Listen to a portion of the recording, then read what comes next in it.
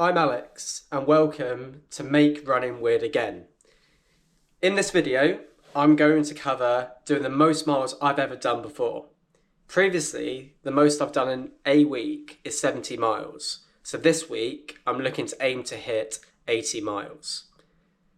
In this video, I'm going to cover the 5 things that I think are really important to hit that target.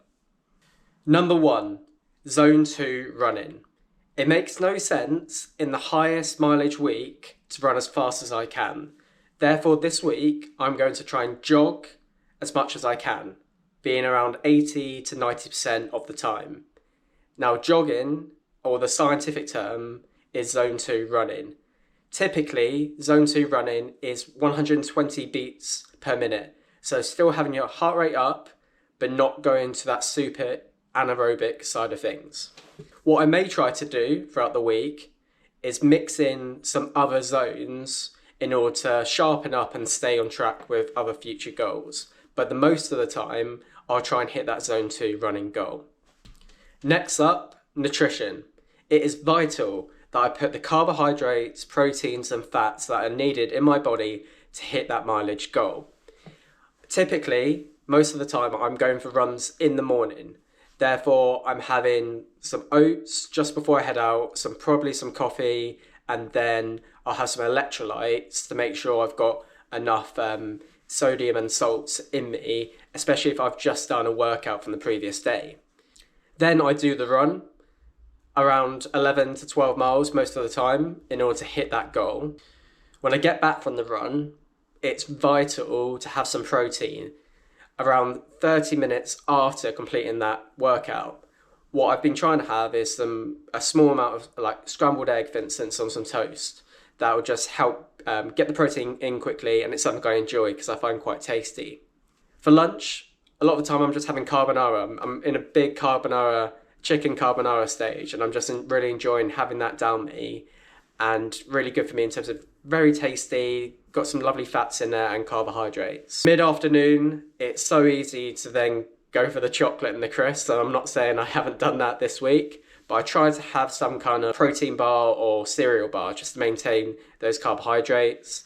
Then for dinner, it's rice, chicken, fish, red meat, that's your protein, and then just some kind of carbohydrate, thinking about the next day. Even though I might not be particularly hungry, I'm going to need those carbohydrates in order to perform for the next day.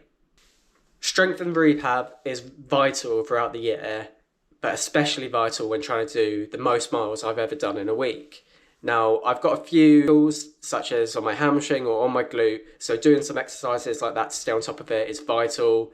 And as you can see, just doing some stretching before and after a run is super important to make sure the body's ready and all those muscles are ready to fire.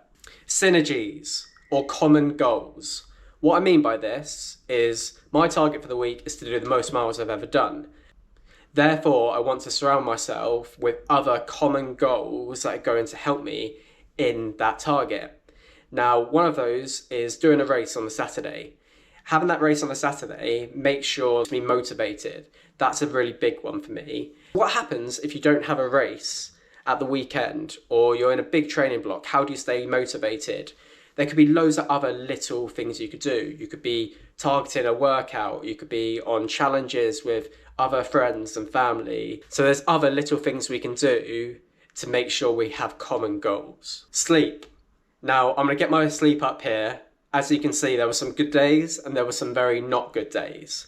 Now, there's 2 factors behind this for me. One being perhaps some work stresses or some other life stresses perhaps getting in the way.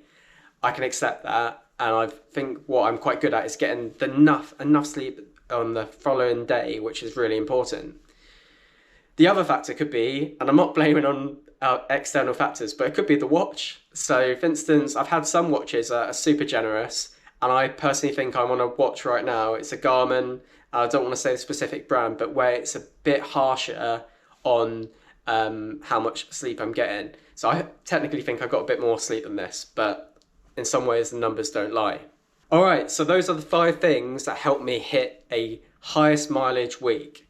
Now, what did I actually do? Did I even get there in the end, or was this all a bit of talk?